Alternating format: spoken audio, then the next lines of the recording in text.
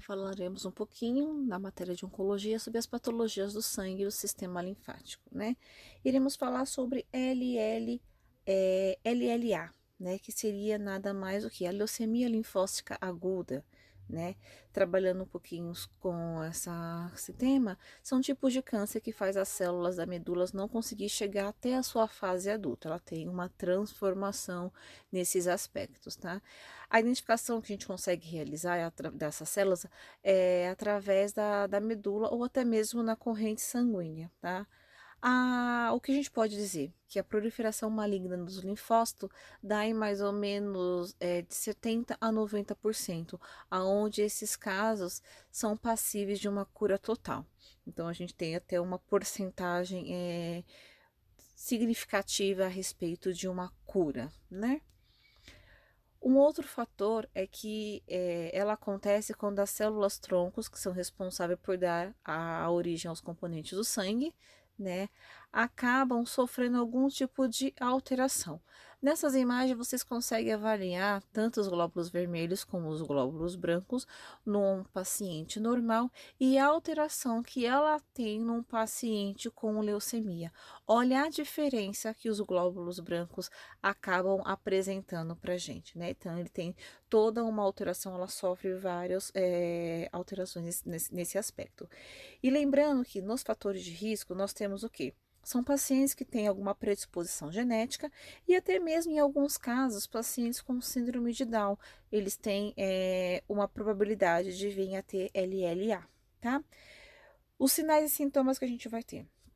Vamos lembrar que nós estamos falando de imunidade, então esse paciente vai ter uma fraqueza, uma irritabilidade muito maior, vai ficar pálido, pode apresentar alguns sangramentos de mucosa, algumas petequias pelo corpo, né? Um processo de infecção respiratória também, dor tanto em articulações como também dor óssea. Tá? Vamos diagnosticar esses pacientes porque através de alterações no hemograma, então sempre nos exames laboratoriais a gente vai ter alguma alteração. E no mielograma também, né, que nós vamos avaliar lá a medula óssea do paciente e a gente vai ver se tem alguma alteração. Alguns médicos pedem alguns exames de imagens para poder fazer essa verificação e ver se tem algum tipo de alteração. Outros médicos solicitam também líquor ou dependente de uma alteração que ele venha suspeitar de uma outra patologia, solicite um líquor e no líquor pode dar essa alteração também que de algo sugestivo a ter uma LLA. Vamos tratar esse paciente com quimioterapia, radioterapia, dependendo da gravidade, da expansão, um transplante de medula óssea vai nos ajudar nesse tratamento. Nós da enfermagem temos como um papel fundamental dar um apoio psicológico, né, para esses pacientes, para essas crianças e para os seus familiares. Vamos atentar à questão de dor, né? Observar essa questão de náusea, vômito, porque vai ser, pode ser do tratamento, da própria medicação. Vamos prepará-lo sempre que ele precisar realizar alguma questão de exame e vamos observar esse paciente num contexto geral, né? Um paciente que precisa de uma atenção mais específica. Nas imagens seguintes, vocês conseguem avaliar como que estão as plaquetas, né, as células, né, numa forma normal, e ela totalmente com leucemia. Olha a deformidade, né, a disfunção que ela tem. Então, a gente vê que há uma alteração bem generosa e visível nesses quadros. Outra imagem para ficar mais real para vocês, né? Uma parte normal e quando eles estão totalmente sofrendo modificações no caso da leucemia. Temos também a leucemia mielócita crônica, a LMC, né? Que é o que? Aquele aumento mais exacerbado das células, que vai acometer as crianças com uma faixa etária entre 10 e 12 anos, né? Acontece mais ou menos em 3% das crianças, né, esse tipo de leucemia. Uma porcentagem que a gente até diz que é razoável, né? E o prognóstico é desfavorável, né? Então, vocês conseguem, sempre gosto de deixar uma imagem para vocês fazer uma comparação de uma célula normal e uma célula com alguma patologia. Quais são os sinais e sintomas que nós vamos ter nessa questão, né? Nós vamos ter um fator que sempre vai ser o crucial, vai ser os exames laboratoriais. E qual vai ser o exame laboratorial que eu vou conseguir detectar? O hemograma, né? Vou ter uma esplenomegalia, uma hepatomegalia, uma hipertermia, né? Anorexia. O paciente vai ficar muito nauseado, não vai querer, vai entrar no processo de anorexia, né? Vai ter temperatura, porque algo de errado está acontecendo. Eu tenho alterações lá no meu leucócitos, né? Então, vai me dar um processo, como se fosse um processo de infecção. Vou ter uma alteração no meu rim, no meu baço, no meu fígado, tá? A gente vai ter. Isso é visível, é perceptível como? Através de exame físico, de palpação, a gente consegue sentir essa alteração na questão de quando a gente vai fazer o exame físico no paciente, tá? O diagnóstico que eu tenho, né? O meu leucócito, como eu já disse para vocês, vai me mostrar isso no exame que vai estar totalmente alterado. Quando eu faço o mielograma, eu vou ter uma quantidade muito grande de mieloide no meu resultado. Algumas alguns exames de imagem.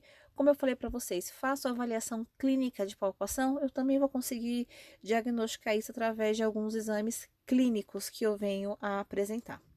Vou tratar esse paciente tanto de forma com quimioterápicos, com radioterapia, né? Em alguns casos, transplante de medula óssea, algumas medicações, como interferon, e pode ter alguns casos, né, que me apresente outros tipos de sintomas que eu vou ter que procurar uma nova forma de um recurso para poder tratar esse paciente. Nós, como enfermagem, vamos ter o quê? A questão de apoiar, né, o paciente, os seus familiares, questão de sangramento, vamos observar se vai ter alguma alteração de sangramento, questão de desidratação, precisamos deixar esse paciente totalmente hidratado, observando a sua aceitação tanto hídrica como a sua aceitação alimentar, né? E sempre preparar ele de uma forma mais adequada e propícia para todos os tipos de exames que ele vier apresentar. Temos também o linfoma de Hodgkin, que é uma forma de câncer que é originada dos linfônodos, são aquelas questões dos gânglios, né, que estão onde presente no nosso sistema linfático, e é um conjunto composto por órgãos, tecido que vai produzir essas células responsáveis pela imunidade e vasos que vão o quê? Conduzir as células através do nosso corpo. Tá? Então, nós temos esse tipo de linfoma também. Deixei algumas imagens de áreas que nós vamos estar tendo a presença desse linfoma. Existem 3 tipos de linfócitos: o linfócito B, os linfócitos T e as células natural killer, né, que são os NK. Deixei uma imagem para vocês também, para vocês terem o entendimento como é o tipo de cada célula, tá? Uh, essa doença, né, é uma forma que acaba cometendo uma faixa etária, né?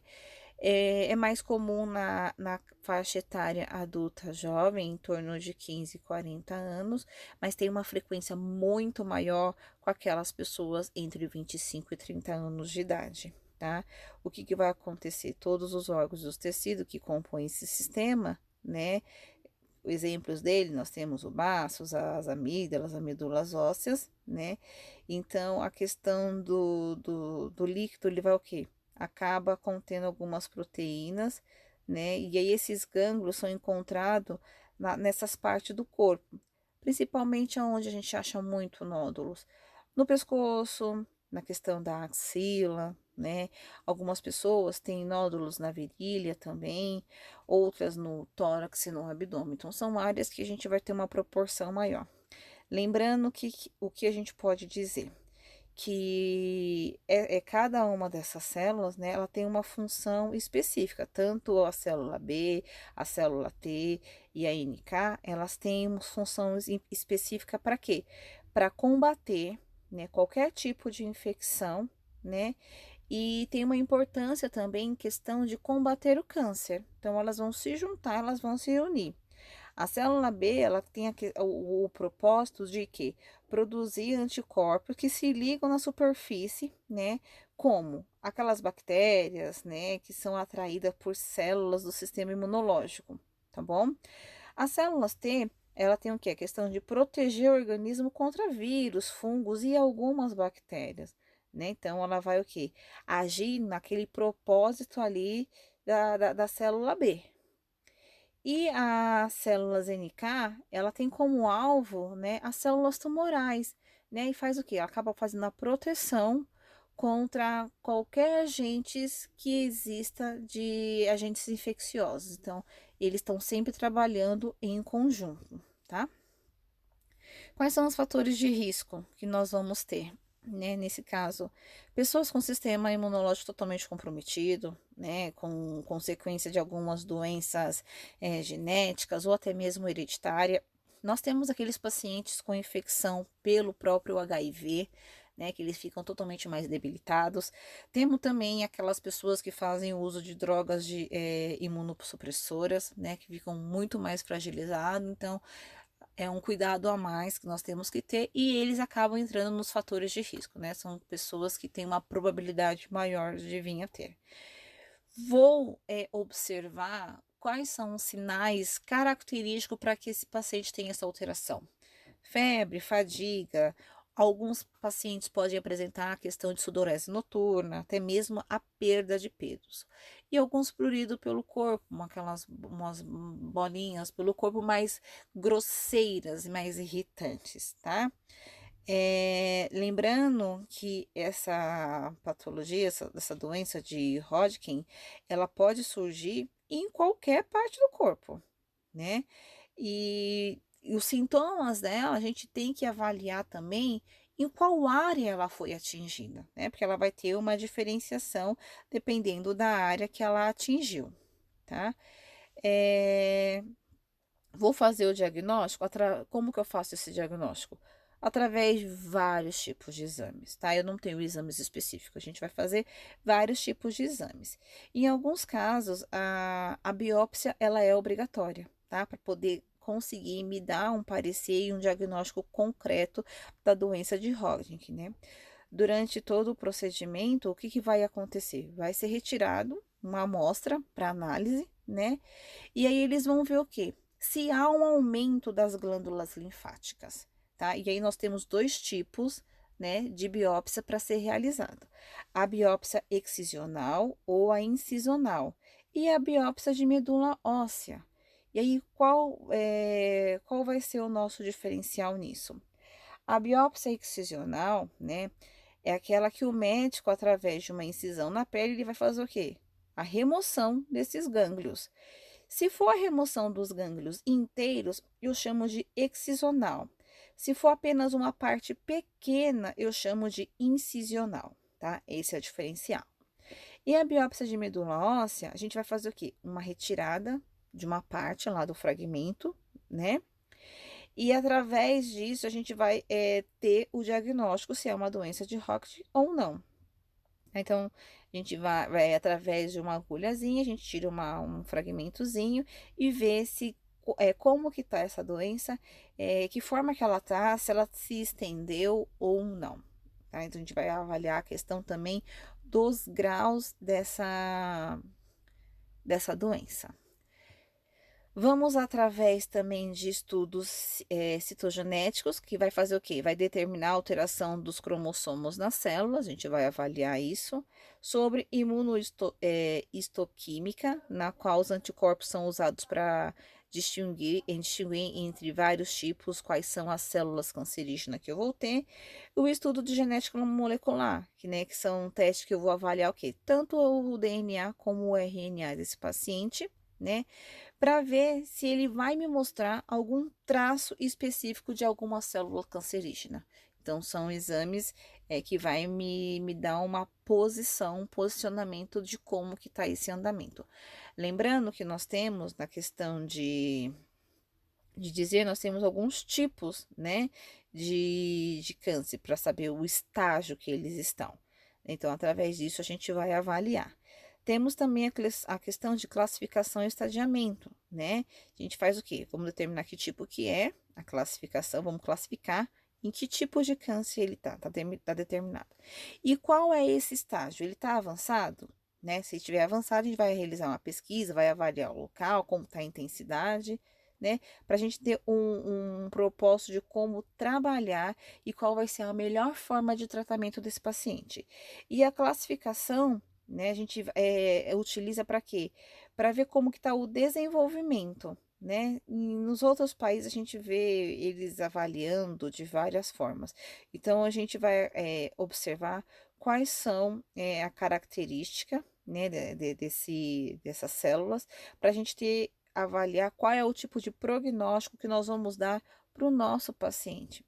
Então, após a gente ter todas as informações adequadas, né, de como está o estadiamento dessa doença, né, a gente tem como dar uma posição para o paciente, porque a gente vai avaliar se estacionou ou não, se essa doença acabou se disseminando por outras partes. Nessa questão, a gente vai avaliar se está no estágio 1, né, que a doença acaba ficando mais limitada, né, e o estágio 4, que é aquela doença que está muito mais avançada. Então, a gente vai avaliar sobre isso. Lembrando-se que, se eu tenho o estágio 4, né, eu sei o quê? Que os pacientes vão ter sudorese, vão ter algo muito mais significativo, né? Vai me mostrar que tem algo aí que eu tenho que me preocupar, porque não está estacionado, está avançado. E eu sei que essa doença vai estar avançada quando ela chegar ali no grau 3, no grau 4. Quando ela estiver no grau 1, eu sei que está ali no limite, ainda está tranquilo, eu consigo, né, ter um posicionamento, tentar de formas iniciais acessar essa doença. É, é importante lembrar que todos os pacientes que sofrem a recaída, né, eles vão depender de que o tratamento seja reiniciado lá do começo. Eu não posso simplesmente voltar ali pela última fase. Eu tenho que dar o início total de tudo de novo. Vou precisar informar para ele e até dar uma sugestão, né? Explicar uma possibilidade dele vir a realizar algum transplante de medula óssea. Lembrando que quando eu falo de transplante, esse paciente vai acabar tendo acompanhamento por muito tempo, né? E a gente vai o quê? Após o tratamento, vamos avaliar se tem algum risco, né? Se ele sofre alguma alteração e se ele tem uma probabilidade de vir a desencadear em outras áreas esse câncer, como mama, pulmão, a parte de tireoide, entre outros, tá? Então, eu sei que esse paciente deve continuar o tratamento contínuo, né? Com consultas periódicas, o intervalo para fazer uma visita não pode ser prolongado, né? Porque o médico vai me dizer qual é o tratamento que eu vou fazer e eu vou seguir esse tratamento. Terminando o tratamento, após o tratamento, eu preciso manter esse acompanhamento médico para saber se está tendo alguma recaída ou não. Né? Aqui eu sempre gosto de mostrar para vocês essas alterações dos gânglios para vocês verem como que eles ficam alterados e é perceptível a respeito de um exame físico bem feito, bem realizado, a gente consegue ter algumas alterações, tá? Fico por aqui, espero ter ajudado um pouquinho a tirar a dúvida de vocês. Até a próxima aula.